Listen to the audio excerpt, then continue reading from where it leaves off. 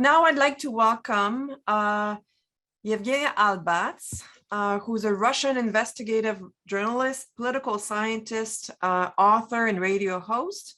She's a political editor and is now editor-in-chief and CEO of Novaya Gazeta, so the new Times, a Moscow-based Russian-language independent political weekly. She has also hosted a talk show on Echo Moskvy, the Echo of Moscow, until recently when the only remaining liberal radio station in Russia was shut down. She's Harvard trained, and Dr. Albats was a 2019 and 2020 Distinguished Fellow of the Weiser Center for Europe and Eurasia.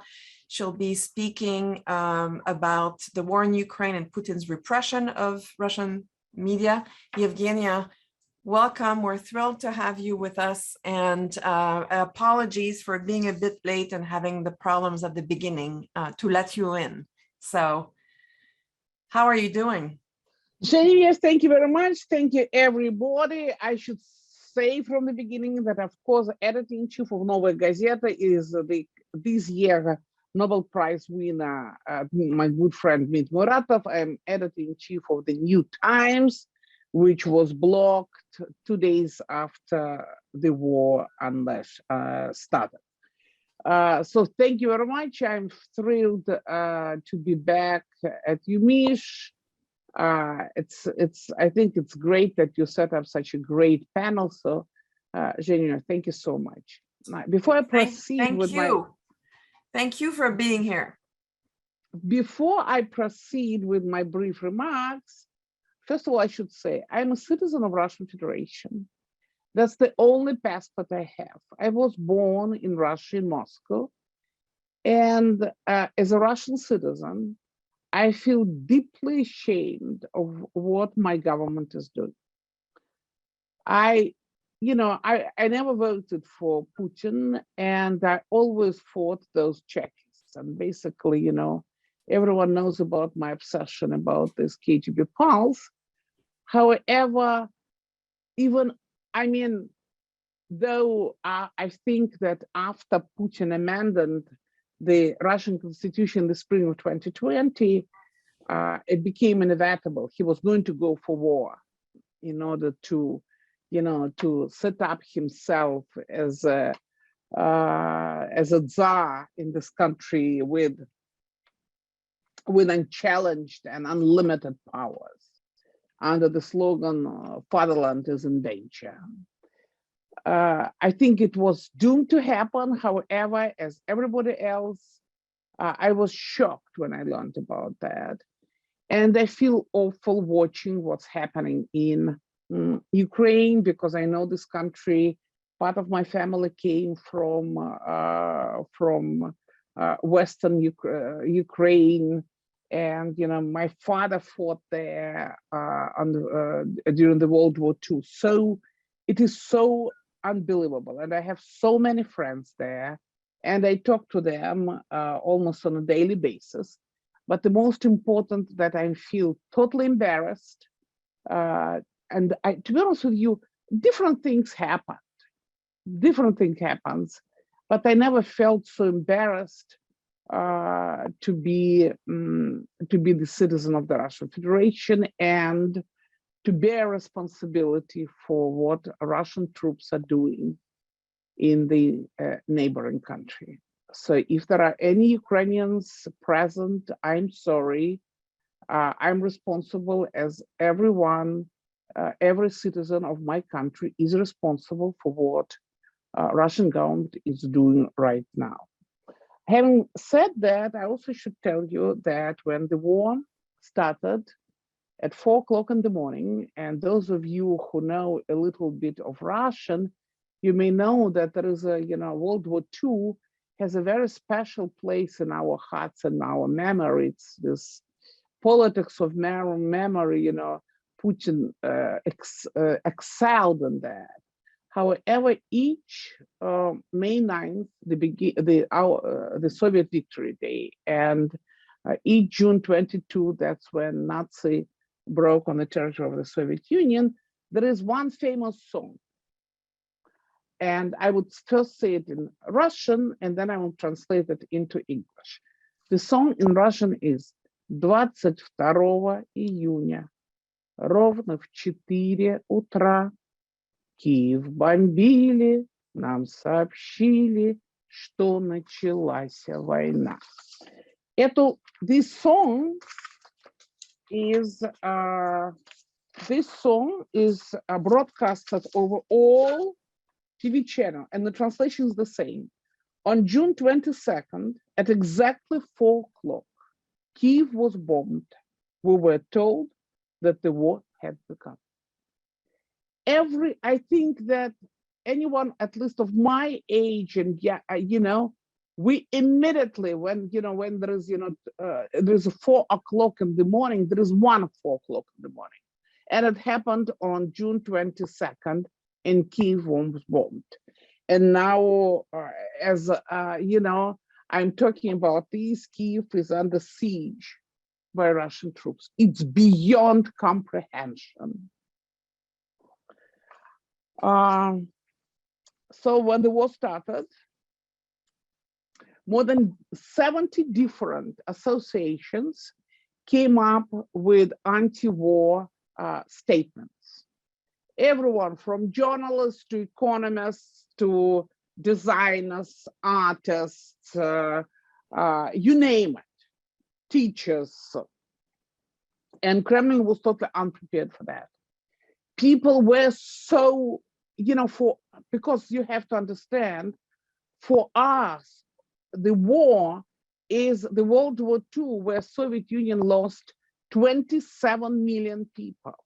It is something that in each and every family, someone was lost to this war. In each and every family, someone fought on the front lines. So many different people signed these different anti-war statements. Also, there is a website, change.org, on which the petition against the war was signed by more than 1 million people. It was taken to Kremlin. And of course, basically the middle finger was the response. So, however, and a lot of them, in 2 days into the war, the majority of whatever independent liberal media were left, and basically we were the small liberal get in the midst of the state-financed and state-produced big media companies capable of covering all 11 time zones. So one by one, our websites were closed. The New Times got blocked at the order of the Russian Minister of Truth. It's called Roskomnadzor. It was blocked the second day. And at that point, we got into the pure Orwellian world. 1984 in making. I got a letter, that's the letter that I got as editor, which said that the articles that we published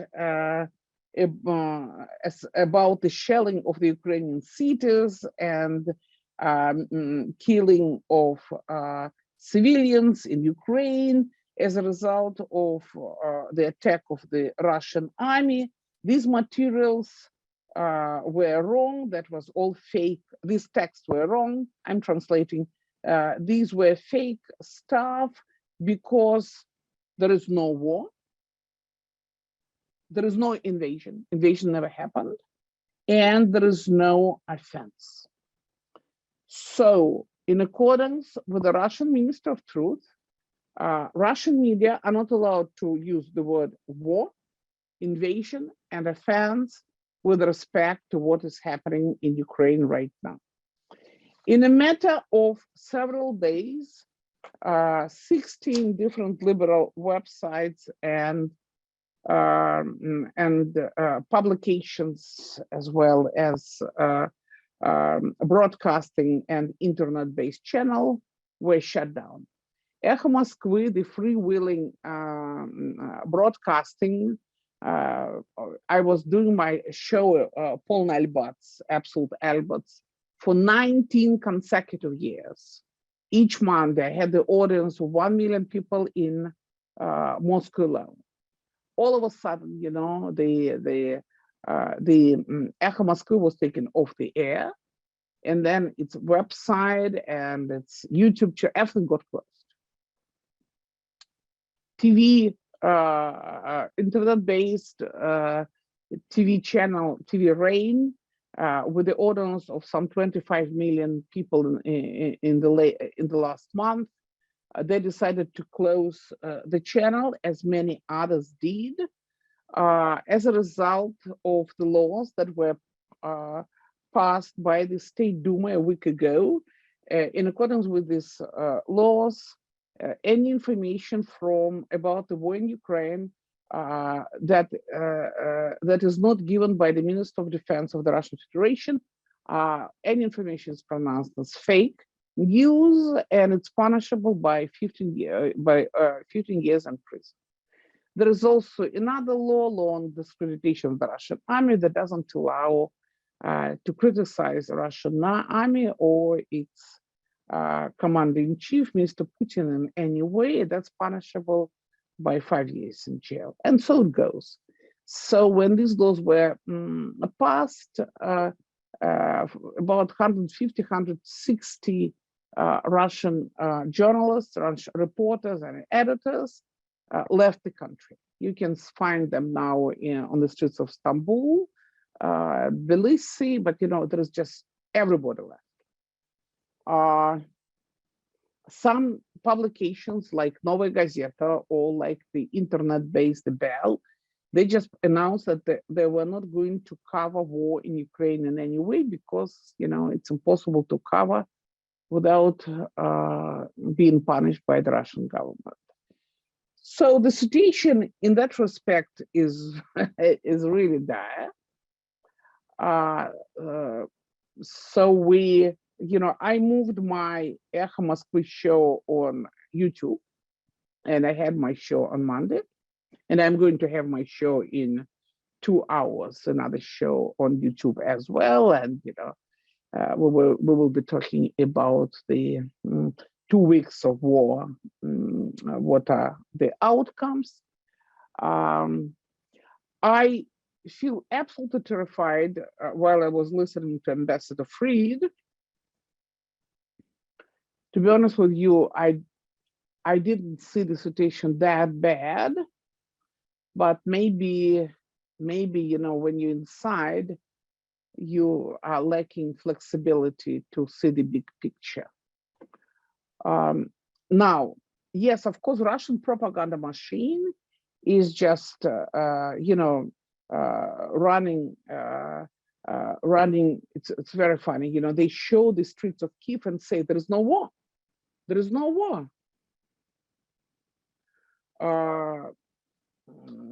Look, you know, cars are moving, you know, people are crossing the streets, everything is fine.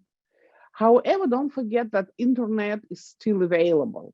Yes, you know, you need a VPN, virtual private network, in order to get on Facebook, which is most likely will be totally closed by the end of this day, Twitter, but you know, there are Telegram channels, so you can watch footage from Ukraine, and that's what all of us, of course, we do. You know, if you want, you can find the information, you can see what's happening, how, you know, the maternity house was bombed in Mariupol, what's happening in Kyiv. And of course, you know, the majority of us, we have friends there.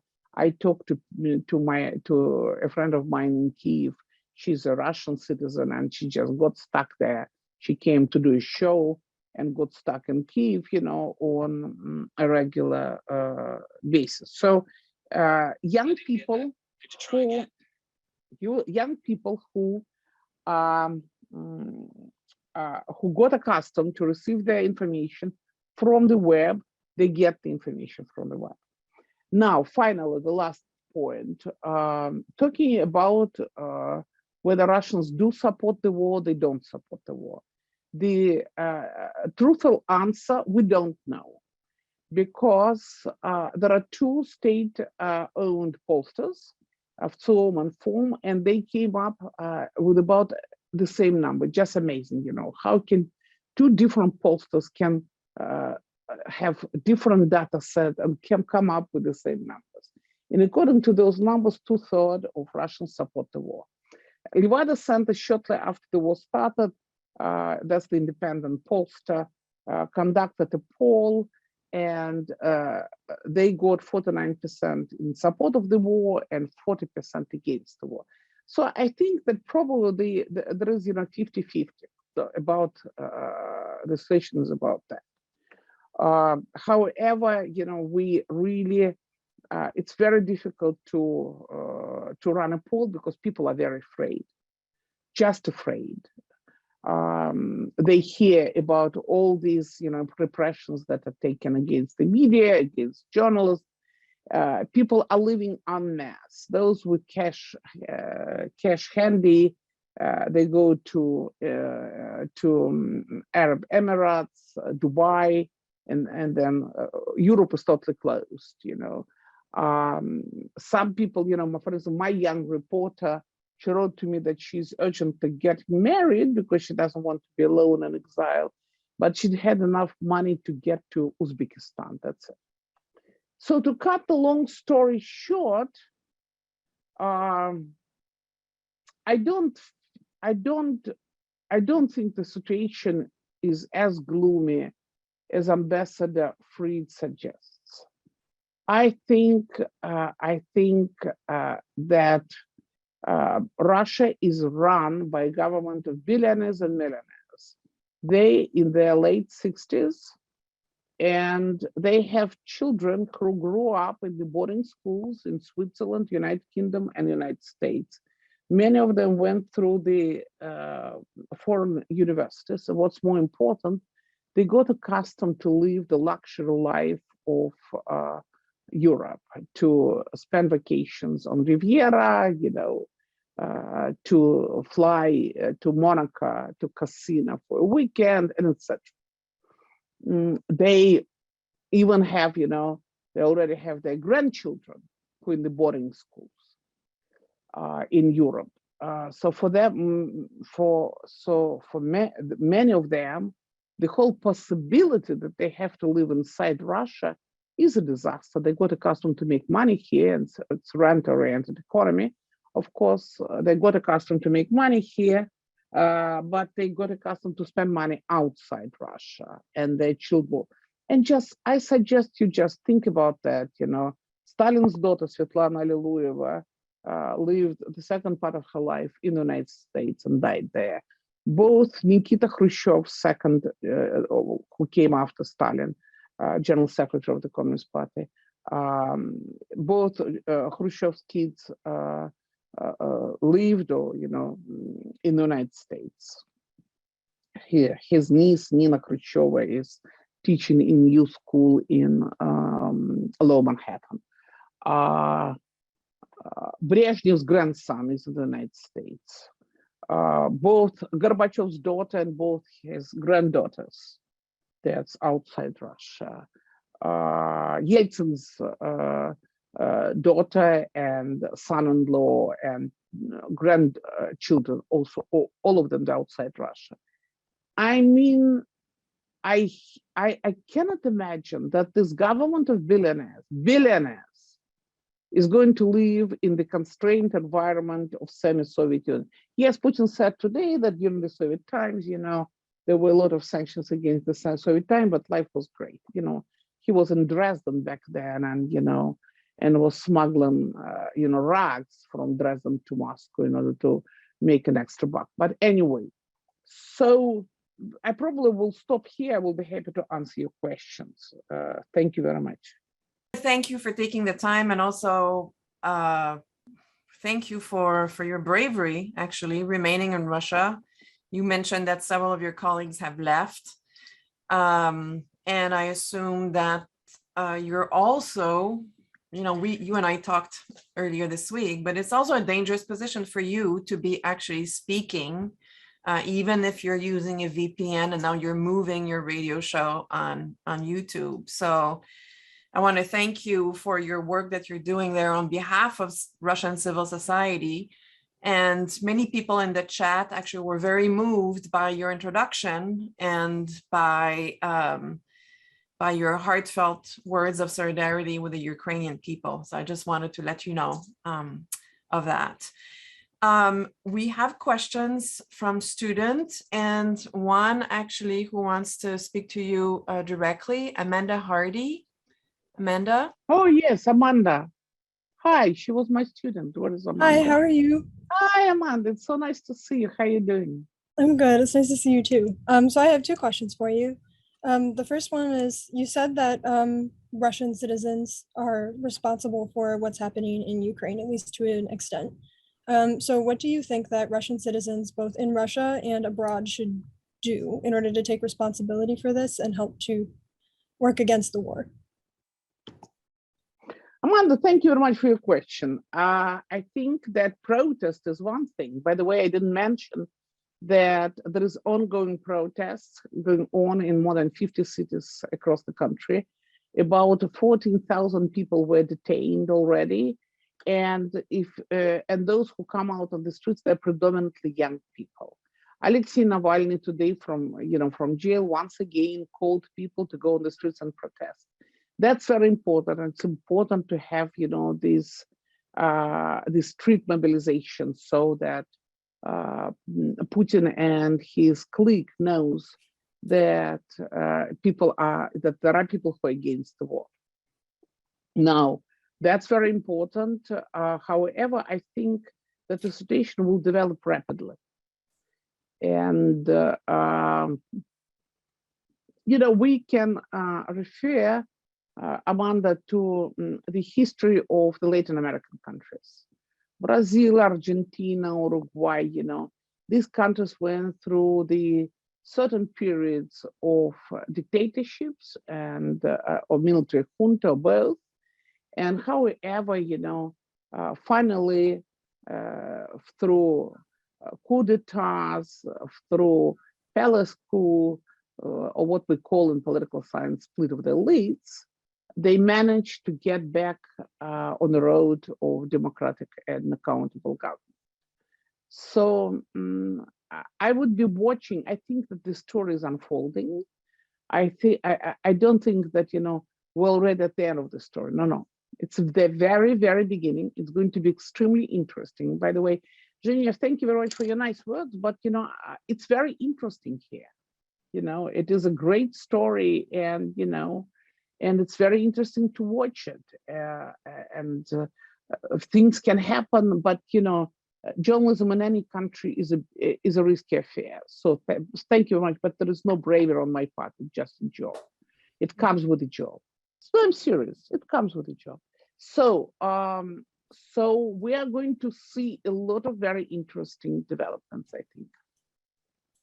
Just today it became known that Putin arrested the two guys from the FSB. There was this fifth department. The fifth department inside the FSB, which is responsible from intelligence from the territory. It's not foreign intelligence, it's when intelligence conducted from the home country. So two top guys, brats, were arrested apparently.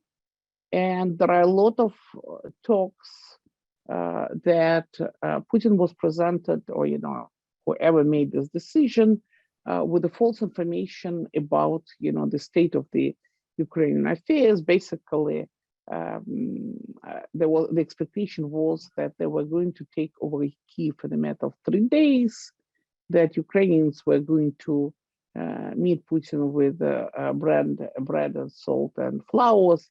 And basically, there was going to happen exactly what happened in Georgia when Russian troops, when Saakashvili provoked Putin, and he and the war was started, and it was a very short war. Anyway, to cut the long story short, we're just at the very beginning of the story.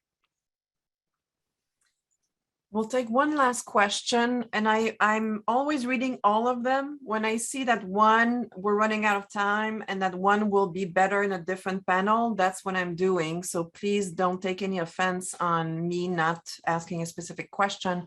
We have one by my colleague, Andrei Butyanin. Andrei, just make sure you had it very quickly because we're running behind. So brief question, brief answer, Zhenya, if you don't mind.